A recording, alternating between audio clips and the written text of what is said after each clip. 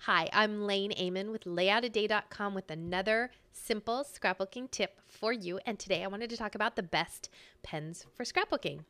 What you choose to journal on your layouts is going to depend on a couple things. Number one is your preference. Do you prefer a wide tip or a fine tip? Number two, do you prefer a color or do you prefer black or even white? And number three, what you're writing on. So with those topics in mind, I wanted to go through some of my favorite pens for different applications when scrapbooking. Now, first off, I'm starting with a fine tip permanent marker from Sharpie, and you can see it right there. It is a very fine tip, and that is why I love it. I find I like my handwriting better when I use a finer tip. Now, the drawback with the Sharpie is that two things. Number one, that you can push down on the tip and actually break the tip and get it to splay, and then it's not a nice crisp line. So that's one issue. So if you apply hard pressure when you write, I would not recommend a Sharpie. Number two, the Sharpie is not acid-free or archival. So what that means is over time, it can eat into the material that you're writing on. So as a result, I don't journal directly on my photos with the Sharpie because I don't want to damage the photos. If I'm using the Sharpie, I will write on cardstock that is, or a journaling block that is next to the photos. So if it does degrade over time, that then it's not going to damage the actual photo itself. So I am a scrapbooker who is concerned less about that archival lasting for 200 years, et cetera, et cetera. So I don't mind particularly that this is acid-free, but a lot of scrapbookers, or that this is not acid-free, but a lot of scrapbookers, that's a big concern. So if the archival quality of your work is a big concern, do not use the Sharpie. Use one of the other suggestions here. Another suggestion I have is the Precision Pen from American Crafts, and I tend to like these quite a bit. They come in several different colors, navy blue, this is a purple one, brown, black, and these are made by American Crafts. They come in also a variety of tip sizes. This is a fine tip. They do come in a little bit of a larger tip size, and it is acid-free, fade-proof, waterproof, and non-bleeding. They are a little more expensive than the Sharpie. The Sharpie you can usually find for about just over $1. They have them at Staples in a number of different colors. These are going to be a little more expensive, and you're going to have to go to a specialty store, either online, directly from American Crafts, or in your local scrapbooking store. Occasionally, you might be able to find them at a big box scrap store, or excuse me, craft store like Michael's or Joann's.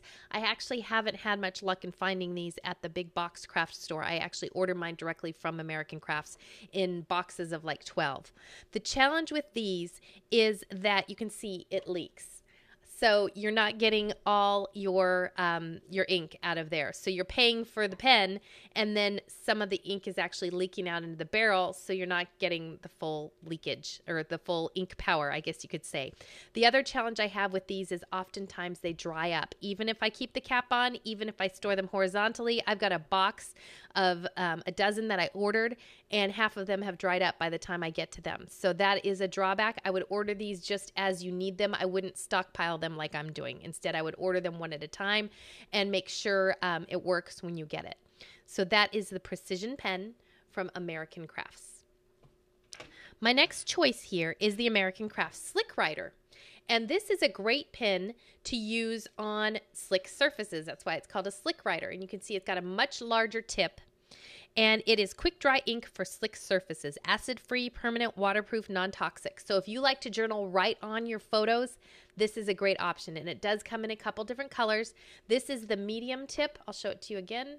Let's see if you can see it better. That's the medium tip. It does come in a fine as well. It's not quite fine enough for me. It's more of like a felt tip, and I like the finer tip. But this is a great choice if you like a broader nib, and if you like to journal right on glossy or acrylic, or if you're making an acrylic album or something like that, this is a great option. My next choice is the Pitt pen from Faber-Castell, and this is an orange one you can see. And these also come in different tips. This is a brush tip, and these are India ink. And so as a result, it says on here, India ink, waterproof, maximum light fastness. So that means it's not going to fade. And it says that you should store it horizontally, and it's made in Germany for you to if you're, concerned about the where your supplies are coming from. It's coming from Germany. And these also, some of my other ones do say acid free on them. I would check them, like my stamp pad. My India ink stamp pad says acid free on it. So you might want to see, this one says archival. You might want to check just to make sure it is archival, but this is a great choice if you like a lot of colors or you like to doodle. The brush tip is nice. It comes in a variety of colors from black, reds, blues, etc., etc.